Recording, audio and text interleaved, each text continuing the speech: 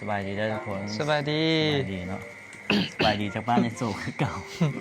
หอบเด็กเพราะ มา ว่า ทุกมื้อ อาลีก็มาทุกมื้อง าน มื้อนี้ฮะ อีหยัง บอกมีเรื่องอยากปรึกษาเด้ โอ้วะ เรื่องเกี่ยวกับความหักแหละ ถามโลดอีหยังก็ได้นะมาโลดโซนนี้ พอดีแบบบ่จักสิถ่ายคอนเทนต์เนาะทุกคนแบบช่วงนี้แบบมันเป็นฟิลที่ว่าตั้งนะก็เลยอยากถามคนที่ว่าเคยเฮ็ด YouTube มาดนมาก่อนแหละ อาลีเริ่มเฮ็ด YouTube ปีใดอ่ะ เคย ถาม เริ่ม ได้นี่ เริ่มเฮ็ด YouTube ตั้งแต่2000 ก่อนโควิด 2021แม่นก่อนโอ้คันว่าเริ่มเฮ็ดนี่ก็แม่นแต่สำหรับ2ตัวเองนี่แม่นเริ่มแต่2019แม่นละ2019 2019กับก่อนโควิด แม่นก่อนโควิดแล้วก็ ก่อนบิ๊กใหญ่ พริกใหญ่เฮ็ดก่อน อ๋อบิ๊กใหญ่เฮ็ดก่อนว่ะ แม่น เอาจักเดย์เคซี่บ่แม่นมาก่อนว่ะ จักได้เคซี่อันมาก่อน แต่ว่าข้อไม้สอง ใน YouTube ช่องตัวเอง แม่นโอ้แต่ว่าจักได้นี่เฮ็ดมาตั้งแต่2016 16 แม่น ที่อ่ะ อันนั้นน่ะเปิดปุ๊บเลยเงินปั๊บอันน่ะ โอ้เปิดปุ๊บเรียบร้อยเลย แม่นแบบว่าอันเฮาบ่ต้องไปลงแบบว่าเอาผู้ติดตามนะครับมันบ่เกี่ยวเลยตะกี้ แต่ก่อน แม่นมีแต่ลงคลิปน่ะแม่นได้เงินเลย อ๋อ แม่นคันไผลงแม่นผู้นั้นเป็นครีเอเตอร์อ่ะนะ อืม แม่น ได้เลยแต่ก่อน แม่น เดี๋ยวนี้ต้องผ่านเกณฑ์คนติดตาม1,000 คนคนเบิ่ง 4,000 ชั่วโมง แม่น 4,000 ชั่วโมง สมมุติมันต้องได้เฮ็ดคลิปให้คนเบิ่งจนจบอันนั้นมันก็มีเป็นชาเลนจ์คือแป้งนี่ก็ยังบ่ผ่าน แม่น เพราะ แล้วเป็นอย่างคือมาสร้างซองเดียว ตอนนั้นอยู่ในกลุ่มมีจักคนมา4 กลุ่มมี4คนมาสั่งผู้เดียวนี่ก็คือให้เคี้ยวเราบอกให้ทุกคนนั่นเฮ็ดเป็นของตัวเองแน่หั่นน่ะ ให้มีซองของตัวเองนำ แม่นเพื่อกันปัญหาที่ว่าสิเข้ามาหยัง สิ หั่น ผิ น่ะ ดกัน ฮะบ่แม่นแบบว่าบางคนอยากไปอยู่บ่อนอื่นหยังหั่นน่ะก็พอเลยมีรายได้ของตัวเองให้เคี้ยวเราแนะนำให้เฮ็ดช่องของตัวเองอันนี้อาก้อยเฮ็ดก่อนบัดนี้ ตอนนั้นมีผู้ใดเนี่ย มีอาก้อย จากดิกจากเดนี่มีไอ้เขียว แม่น อาหลี แม่น เพิ่งอากอย แล้ว อีกคนหนึง บักเจิดบักเบียด บอก แม่นมี4คน คือบ่เห็นเราแล้วเราไปอยู่ใส่ ไปไอ้เคี้ยววะ บ่คนสุดท้ายนะ โอ้อยู่เฮือนน่ะ เจิด อยู่เฮือน แล้วเห็นอย่าง หาแป้งโทรศัพท์ อ้าวเนี่ยเห็นบอกมันฮอตจุดหนึ่งขนาดคนที่เราเห็ดมาก่อน เขาเคยได้เงินหลาย เขาก็ยังหยุดนั่นแหละก็เลย มันเอาจุดตันเขาอะ และบัดนี้ออกมาเห็ดตัวเอง แม่น อันนั้นจะฟ้าวข้ามที่สเต็ปเจ้ากับฟังก่อนที่ ไม้นางนี่เด็ด อ่า และออกมาเฮ็ดคนเดียว ผู้ใดเฮ็ดก่อนเพิ่งเป็นคนเฮ็ดก่อน เพิ่งเฮ็ดก่อน เพิ่งมาสร้างซองตัวเอง แม่น ปึ๊บ แม่น และคนต่อไปผู้ใดเฮ็ดเจ้าก็ ค่อย เฮ็ด เฮ็ดแล้วก็น้องต่อมาไอ้เคี้ยว อืม เคี้ยวก็เฮ็ดคือกัน ไอ้เขียวก็เฮ็ด แม่นบักเจิดก็เฮ็ด เข้ามาแล้ว4คนอีกก็เฮ็ดเลยจากเด้ แม่นเฮ็ดเบิด4คนคันเป็นจักเด้เวอร์ชันเก่าหั่นแต่ก่อนน่ะบ่มีอาก้อย อืม แต่ก่อนมีโจลาไต อืมแล้วก่อนไปจักกันเท่าไหร่ มันลงมาเหี้ย โอ้มาเฮียนอยู่เซ แม่นเฮียนอยู่การเงิน อืม โอ้อาก้อยอันซ้ำอันแบบจะว่าจะได้โคตรดินโต้ตะกี้ บ่แต่ว่ามันดังอยู่ TikTok ติ แม่น เราเฮ็ดคลิปตลกเอง แม่นแล้วก็อันอาก้อยอันชามสิได้มันมาถ่ายคลิปนำนี่มันอายส่วนนี่ลีอีได้ บ่กล้ามาไม่ใช่จักหน่อยไปจังซี่บัดได้ก็บ่มาเป็นชั่วโมง แล้วก็ตื้อ พวกใคร แล้วก็ตื้อจนได้โตมา บ่ค่อยไปหอดห้องมันเลย ดึงมาถ่ายคลิป ดึงมาถ่ายมึงเฮ็ดนี่ถ่ายลง YouTube มันได้เงินเพิ่นก็บ่เชื่อเด้ อ๋อแต่ก่อนมันบ่เชื่อมันบ่เชื่อตัวเอง แม่น แล้ววันนั้นมาถ่ายปุ๊บก้อนแรกที่ว่ามันได้เท่าไหร่ที่มาปั่นกันที่อยู่ปะ ก่อนแรกบ่ ตอนที่เพิ่งเข้ามาแล้วตอนนั้นก่ โอ้ อน ปั้นกันตอนนั้นไปคนละล้านไป ล้านไปห่วยก็100กว่าดอนเด้ แม่น เนาะ100กว่าดอน เดือนที่สองมาก็3 ล้าน กว่า มัน สาม เลย ฮะ3 ล้าน แม่นเดือนที่สอง จริงอะ ปันกันคนละ3 ล้าน ล้านในตอนนั้นก็น่าจะ400-500 ดอลลาร์พุ่นแหละ แม่น อีหลี แม่นแม่น แต่ว่าอันนี้หาร4 แม่นทั้ง เสีย ทั้ง4คนให้ไอ้เขียวหลายกว่าหมู่ เอ้าคนได้คนละ4-500ก็แสดงว่าเงินเดือน 2,000 กว่าดอล แม่นตอน เสียสูงสุดเท่าไหร่เงินเดือนจากเดย์ ก็ซ้ำนั่นแหละ 2,000เท่าไหร่ แม่น 2,000ทวน 2,000ปลายบางเดือนก็1,000กว่า อืม จังซี่นะ แต่ว่าหลักพันอัพ แม่นช่วงหนึงบัด ช่วงหนึ่ง ช่วงได้เงินตะพี่ตะหมอก็บ่ฮอดพัน อืม ประมาณ500-600จังซี่นะ อืม อ่า แล้วก็หารแม่นไปหาร4 3อ้าวตอนนั้นบ่มีเพิ่งหาร4คือว่าหาร4 บ่ส่ง มีโจ ส่งเพิ่งบ่ส่งเพิ่งเข้ามาเริ่มเฮ็ดเป็นจริงเป็นจัง อืม ตอนเวอร์ชันตำอิดหั่นมีแต่พวกเก่าอย่างหั่นแม่น หาร โอ้ตอนนั้นหลายคนเด้ 3โอ้ จนนับบ่ถ้วนเป็น10พุ่นช่วงนั้นในคลิปช่วงนั้น อืม บักโลอ้ายบักซินยังมา ใช่ปะ ดินน้ำไปก่อน ก็เข้าทีมแล้ว แม่นเข้าทีมน้ำเข้าตะกี้ฮะ โอ้ นี่ตั้งอันไอ้ตู้แน่ ตูฮีโร่ บ่แม่นตู้ฮีโร่ โอ้ ตู้หมู่ของไอ้เขียวนี่แหละ อืม ปกติกี่ร้ายอีนี้มาวันนี้ ก็เลย เขาเหลื่อมเศร้าเห็ดหนูกลับมาเห็ดขึ้น อืม เดือนที่4 คน อ่า จังซั่นน่ะแม่น อ๋อแสดงว่าเพิ่งเข้ามาปุ๊บได้เงินคนละเท่าไหร่ล้านกว่าเนาะ แม่น ต่อไปก็3 ล้าน แม่น พีคสุด แล้วเป็นอย่างคือยุทธเท็ดจากเดหรือว่าตัวเองก็ตัวเองก็มีซองตัวเองเลยคือ บ่เกี่ยวตัวนั้น หรือว่า มัน ทุกคนมาอยู่ไกลกัน มันมีปัญหากับคนเดียว อืม ก็คือแบบถ้าจะได้กับปั้นกันซ้ำเก่า อืม บัดนี้มีผู้หนึงมีความคิดแบบจะกินเปรียบกันนะ อืม แบบว่ากูมาถ่ายคลิป1-2 คลิปกูก็ได้เงินสัมพันธ์เลยนะ อืม แบบนั้น อืม อันนี้ เพราะว่าบางคนมีแต่เข้ามาถ่ายคลิป บางคนตัดต่ออีก แม่น คลิปกูก็ถ่ายกูก็คิดคอนเทนต์นํกัน แม่น ก็ได้ซ้ำกัน แม่น เออ แล้วก็ เลยมีปัญหา ก่อนสิเศร้าเฮ็ดนี่ก็คือมันเฮ็ดนิสัยแบบนี้แหละ อืม ตอนประมาณเดือน4เดือน5แหละมันมาถ่ายอยู่ประมาณ4 คลิปพวกข่อยหั่นถ่ายประมาณ10 กว่าคลิปหั่นนะ อ้าวแต่ว่าเงินมันหารซ้ำกัน หารซ้ำกัน อ้าวคือบ่หารตามคลิปเลย บัดบ่อันนั้นคือแบบเฮาบ่ได้มีสัญญากันหยังอะนะ เออ แบบว่าย่านแบบว่าคนหนึงน้อยใจนะ อืม บัดเดือนที่2มามันมาแต่คลิปเดียว คลิปเดียว แม่นเรื่องต่อมามันบ่มาเลย แล้วมันก็ได้เงินคือเก่า บ่ค่อยก็เริ่ม ก็เลย เริ่มฮักได้บัดนี้ อืม ฮักออกมันก็เครียดนะ อืม เครียดว่าเป็นหยังคือมันได้น้อย อืม ก็ได้ ก็แม่นเลย ก็ได้แย่กัน อืมแล้วก็เลยไปเฮ็ดซองไผของมัน แม่นไอ้เขียวแล้วก็บอกว่าดีแต่กูบอกว่ามึงเฮ็ดอันสอง อืมสั่งซองตัวเอง แ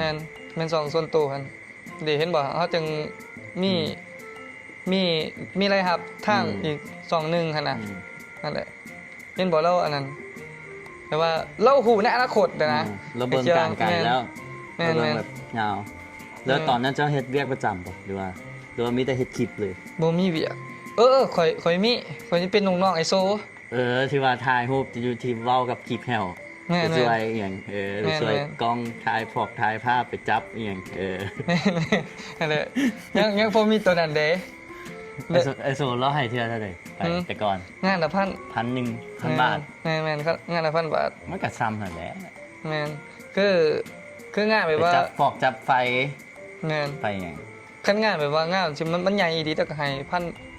2,000 3,000จังซี่นะ โอ้คือว่า ได้ 1,200 อืม ลายใด ก่อนนี่ โทนี่ให้ตัวเท่าใดแบงค์ เดี๋ยวนี้ให้ 500 บ่ฮอดพันโทนี่ อืม โอ้โทนี่นี่ล็อกลูกน้องตลอดโทนี่นี่ฟันขนาดเลย อืม ฟันคนกันเอง ไม่เป็นใจโทนี่บ่เป็นตาเลย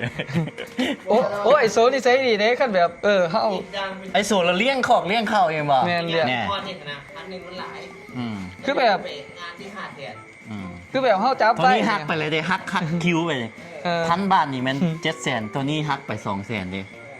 เพราะว่าบักแบงกับบักแจ็คนี่ได้หาแสนเป็นคนนี่ยังชัวร์ขนาด โอ้ นี้ ไอโซดีเด้ขั้น อืม ขั้นงานที่ว่าเขาจับไฟนะให้1,000ขั้นงานให้คอยทาย อืม ทายเคนดิสซอย อ่า ทายรูปหนางงานซอย อืม ก็ได้ 2,000 3,000ก็ได้ เจ้าบอก เลี้ยง เอา เขา ได้เป็นกล้องหลั แม่ ก น นะ เลี้ยงเขา เอาได้กล้องหลักนะ แบงเป็นกล้องรักนี่ โอ้ เอาแบงขายแล้วเนี่ย โอ้ ตายแล้วโทนี่แบงไปทุบสตูเลยแบง เดี๋ยวทายคลิปยังกระเทะ เรื่อง เกี่ยวก็ยังกระเทะ แล้วเอาต่อออกมาเนาะแล้วกันทุกคนมีซองตัวเอง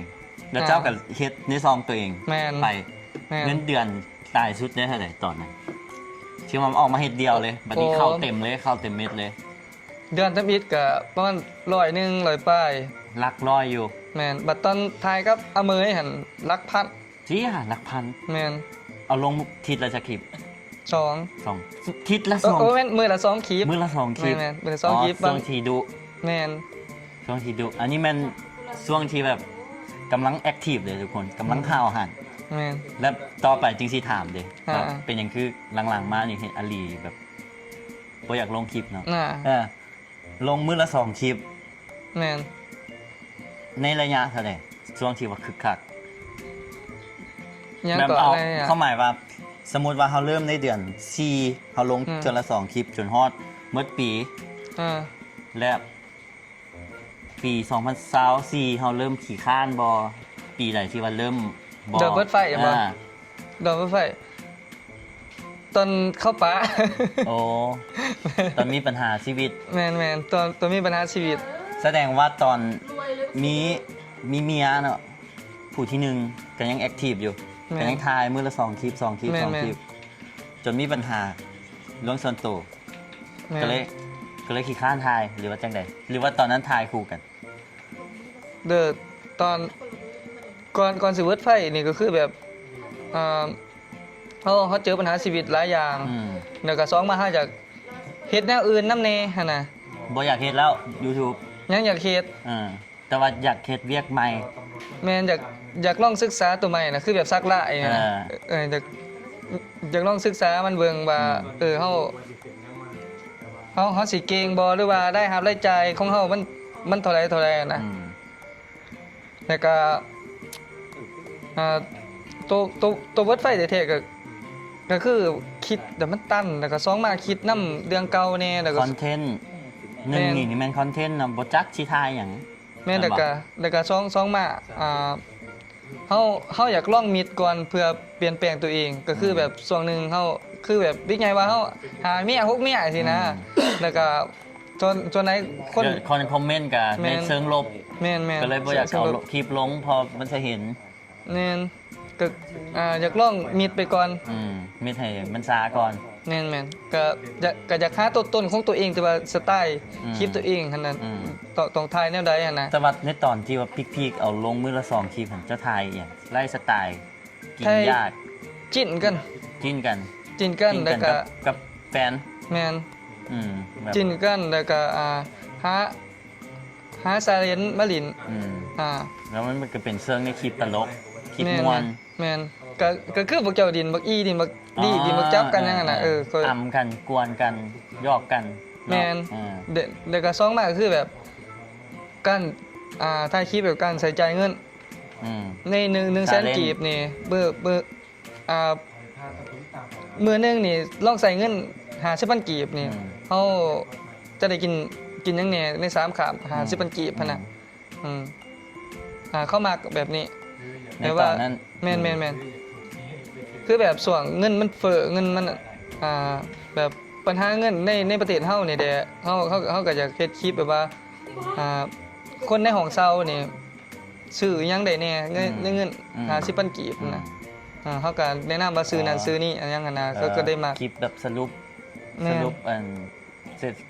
เศรษฐกิจ เศรษฐกิจ คนเบิ่งหลายตัวนั้น อ่า เบิ่งหลายแห้งก็แบบกินกันที่บ่มีสาระหยัง อืม ก็มากเขาก็มาก เอามันกับ อืม มันกับมวนเด้กวนกันนะคู่หักกัน นี่ และแสดงว่าปุ๊บไป แล้วก็หลังจากผู้ที่หนึ่งแล้วก็เริ่มห่างๆเลยคลิปแม่นบ่ แม่น เจ้าก็เริ่มห่างๆเจะเก่าลงอยู่ แม่น แต่ก็บ่ได้เอามือละ2คลิปหรือว่ามือละคลิปคือแต่ก่อน แต่ก่อนมื้อละคลิปเดี๋ยวนี้ จักปีเริ่มแต่เฮ็ดมาตั้งแต่มาสร้างช่องตัวเองฮอดจุดที่ว่า เริ่มมือละคลิประยะเวลาจักปี จะได้ก็ อ้าวจะออกมาสร้างช่องตัวเอง โอ้ ปีใด ก็ ช่วงโควิด ก่อน 2019เนาะ แม่น แต่ว่าปีใดที่เจ้าเริ่มหมดไฟ เดิมเบิดไฟนี่ปี2025 อ้าวหากับบางนึงนี่ตัวสัน แม่นปี2025ตอนเนี่ยคนหลงพอบางที่ เริ่มบ่ได้ถ่ายเลย เริ่มบ่ได้ถ่ายเลยกับ เป็นอย่างคือบ่ได้ถ่ายขี้ ฮะ ข้านหรือว่าจังไดเหตุผล เหตุผลก็คือและอ้ายขอเสียตัวเองแต่คนอื่นเข้ามาคอมเมนต์แบบเบา เปลี่ย ให้ น เฮา เมีย อย่าง นู่ นั้น น นะ นี่นั่น แม่ ขอน ง แม่น ต้ม แม่น อย่างนั้นให้เฮา แม่น ก็เลยบ่ถ่ายดีกว่า แม่นเพราะแบบปัจจุบันนี่ก็แนมหาสไตล์ตัวเองก่อน อืม นะหากไอดอลข่อยก็คือคนเก่าเลยทุกคนไอดอลข่อยคือบิ๊กใหญ่ อืม ไอดอลข่อยในการเฮ็ดคลิป สไตล์ ข่อยมักแฮะคือแบบเพิ่นบอกว่าทุกอย่างมันเป็นคอนเทนต์ได้เบิด อืม แล้วบอกสิได้บิ๊กใหญ่นะคือแบบนับตั้งแต่ล้างถ้วยให้น้ำปัดเทือนมันเป็นคอนเทนต์ได้เบิดอันนั้นก็ยังเป็นไอดอลอยู่ แต่เฮาก็อยากได้สไตล์ของตัวเอง แต่ตัวนี้ต้องมิดไปก่อน สไตล์ของตัวเองนี่หายาก แม่นโคตรหายากเลย ขนาดเจ้าเฮ็ดมา2019จนฮอด25จนฮอดปี อืม 7ปีเนาะ แม่น 19 20โอ้8ปี 8 ปี 19 21 22 23 24 25 26 8ปี แม่น ก็ยัง 8ปีเลยแห ยั ละ งบ่เห็นว่าเฮาควรไปสายกินเลยบ่ไปสายตลกเลยบ่เห็นบ่มัน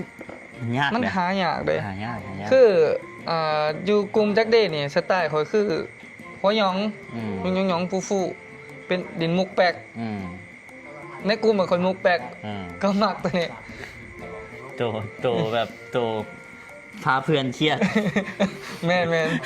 มุกไปหาพาเพิ่นเครียดนะเป็นโตตอนนั้นเลยนะ คือ มา คือข่อยคือกันเด้ข่อยหันมักเที่ยว แต่ว่าบัดนี้ ที่ไปที่คอนเทนต์เที่ยวมันต้องใช้งบเด้มันไปบ่ได้บัดนี้ อืม เงินเฮาบ่ได้มีหลายปานนั้นเฮาสิไปตลอดเลย อืม แล้วกลับมาจังซี่นี่ก็ทายกินยากทายชีวิตตัวเอง อืม แล้วหลังๆมามันก็ตันคือกัน ต้องไปเบิ่งเจอมดาเด้อ นี่แหละ ข่อยก็เลยว่าตอนนี้ข่อยเบิดไฟ อืม ข่อยบ่จักสิทายนะข่อยต้องเฮ็ดจังไดวะ ต้องเบิ่งเจอมดาจึงได้ไฟ อย่าว่าเลย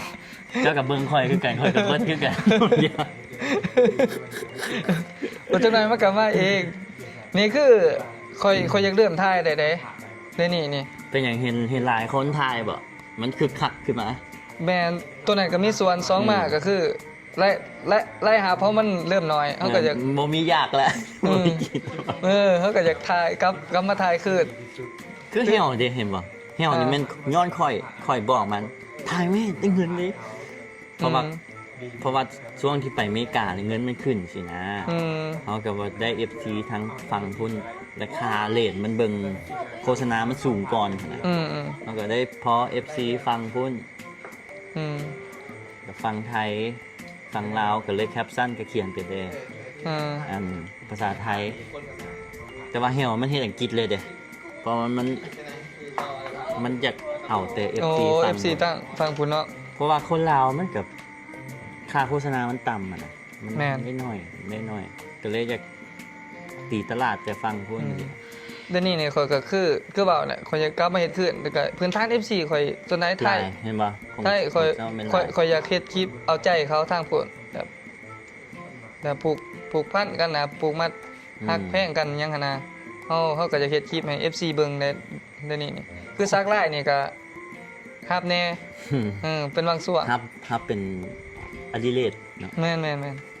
สิเอา YouTube แหละเป็นจริงเป็นจังเลยนี่ คือแต่ค่อยเฮ็ดมานะปีกายนี่ยอดวิวแบบ300 400 700แต่ก็เฮ็ดมาเลย อืม เฮ็ดมาท้ออยู่แต่ก็กูต้องเฮ็ดต้องเอามือละคลิป อืม นี่หากันมาวิวขึ้นบาง บางบางใดนี่นะ ไปกับผู้สาวฝรั่ง โอ้ แล้วกวนกันแบบจังซี่นะ เอ สม อ มาเฮาก็ได้เว้าอังกฤษสินะ อืมเจ้าว่าอังกฤษเก่งเนาะ ก็พอสื่อสารได้แต่ประเด็นคือเขากลับไปเที่ยวแล้วบัดนี้ มันก็เลยบ่จักสิทายหยังบัด โอ้ มันจะช่องเมียฝรั่งบ่ไปเฮ็ดจังได๋ว่าสิได้เมียฝรั่ง เอาต้องถามคนประสบการณ์เอง โอ้ยคันในต่างประเทศเขาบ่ได้เด้อคันเมีย เมียลาว ลาวนี่จักอยู่ บ่ เดี๋ยวสิถ่ายถอดวีซ่าให้ดอกดูบอกคนตรงเฮ็ดคลิปแบบนี้เลยป่ะวะ ดราม่าก็ยามันเลย เอ้าสนใจหยังเพราะว่า ไปหาจีนคนอื่นเด็กรายการจีบ บ่ เขา คันมีแฟนหั่นน่ะมันก็ดีนะ อืม มันถ่ายคลิปนํกันเด้มื้อนี้ไปกินนั่นกินนี่ยอกกันมันก็ อืม อย่างน้อยมันก็มีคนลมหั่นน่ะมันดีกว่า แม่น ข่อยเด้คันข่อยอยู่เวียงเนี่ยกูสิไปถ่ายหยังเนาะมื้อนี้ อืม สีหอมก็ไปแหละเข้มของเสียมันมีมงเดิมๆสินะ ไปใช้สิเฮ็ดหยัง อืม บ่ถ่ายแหละสิ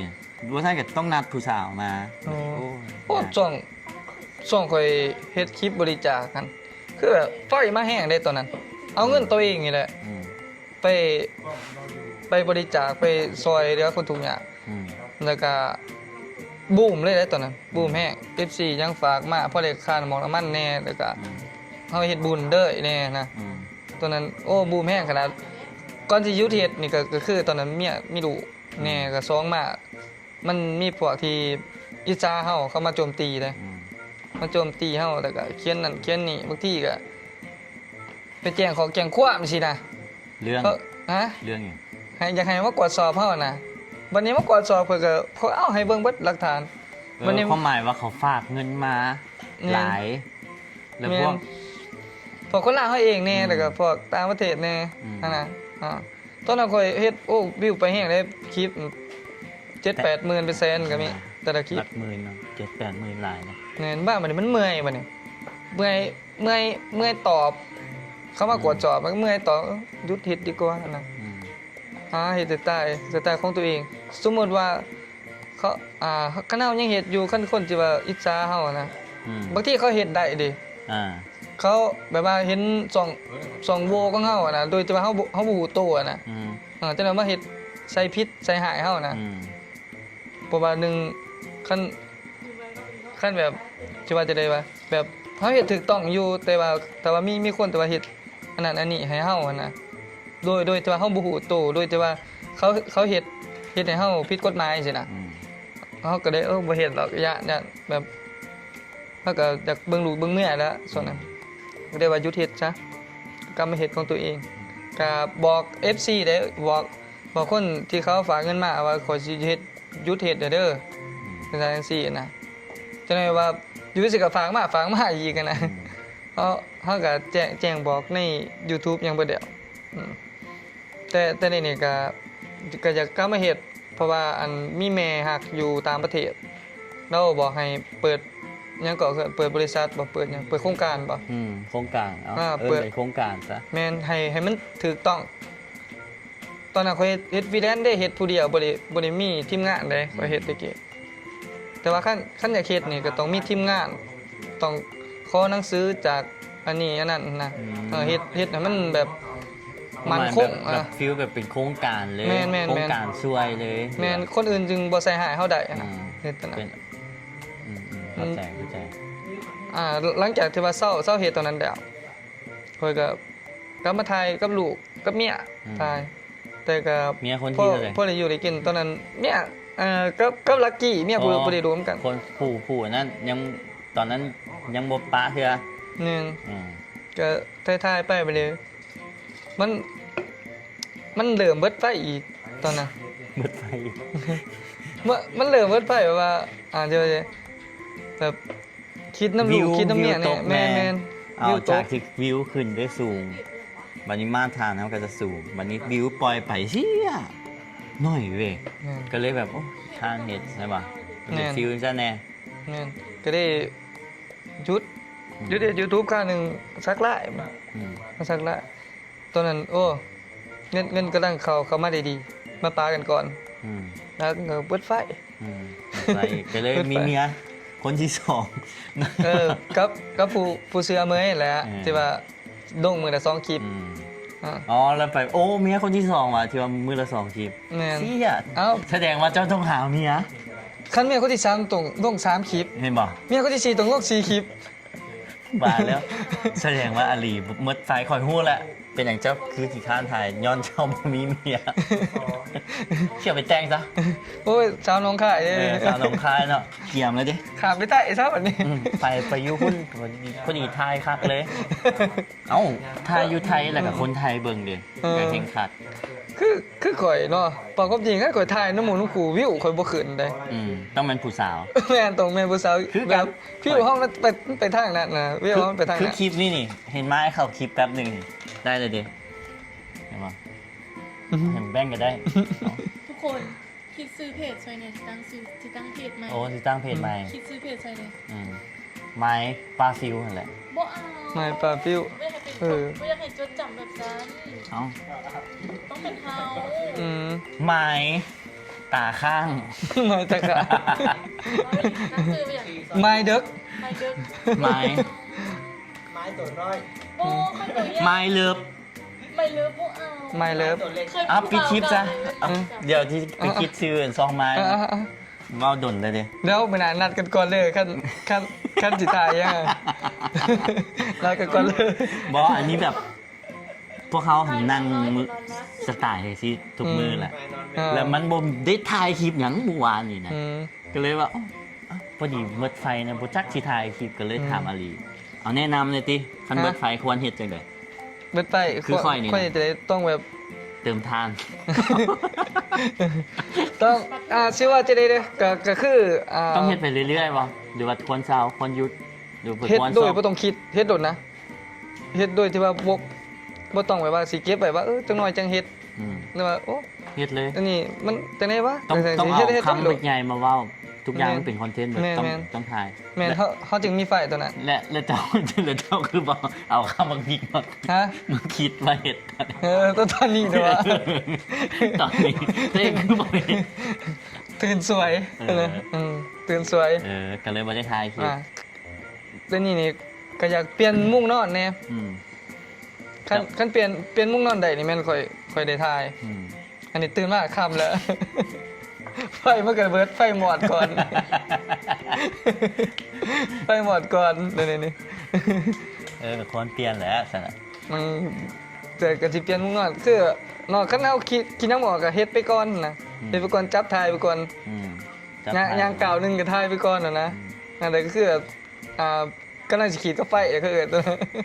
ก็แบบมันหูซึกมวนกินไปแต่อันนั้นมันเกินแบบ มันมัก มี เป็ ไฟ น แห้งแล้ว มันมักเป็นแบบหน่อยหนึงมีไฟหน่อยหนึงพัดรูปลง อืม ใกล้สิมอดคืนเห็นไหม อืม หน่อยหนึงไปเจอหลายคนคือข่อยอยู่เวียงข่อยกับเบิร์ดไฟคือกันเห็ดไฟ วันนี้มันมีต่างประเทศมาถ่ายเข่าคลิปนำคลิปมันเขาเบิ้งหลังบ้านนะเงินมันขึ้นสิยอดวิวขึ้นเขาก็ดีใจเขากันอยากเห็ด อืม วันนี้ลงมาอยู่ใต้อีกก็โอ้เห็ดวันนี้อยู่ดนๆวันนี้กับพายกันตื่นสวยคือกันแล้วก็โอ้ตื่นมากะแล้วก็ถ่ายมันก็เลยแบบโอ้ อืม มันโมเมนต์คอน ก็ เท สั่ น น ต์ เฮ็ดคือเอาไอเดียของไอ้เคียวก็ได้ อืม คือแบบถ่ายลงแล้วก็บ่ต้องไปสนคอมเมนต์ อืม เขาจึงบ่เบิดไฟ อ่า แล้วก็บ่ต้องไปเบิ่งวิวเจ้าของเอง ความหมายว่าบ่คาดหวังเลย เออ บ่คาดหวังว่า แม่นๆ มันต้องวิวเท่านี้เท่านี้ แม่นๆมีแต่ตั้งเป้าไว้ว่าเฮามื้อนี้เฮาต้องลงคลิปเฮ็ดแบบนี้เอา แมนข่อยน่ะมือละคลิปนี่ข่อยบ่มีคลิปลงข่อยคันเลย อืม บอกเจ้าคันเลย อ่า เอิ้นอาลี สั่น ถ่ยคลิป เอาสูตรไอ้เคียวไปใส่เขาจึงมีไฟ อืม เฮาบ่ต้องไปเจาะจงกับสิ่งที่มันอันนี้นะคือแบบเฮาลงคลิปเฮาบ่ต้องไปเบิ่ง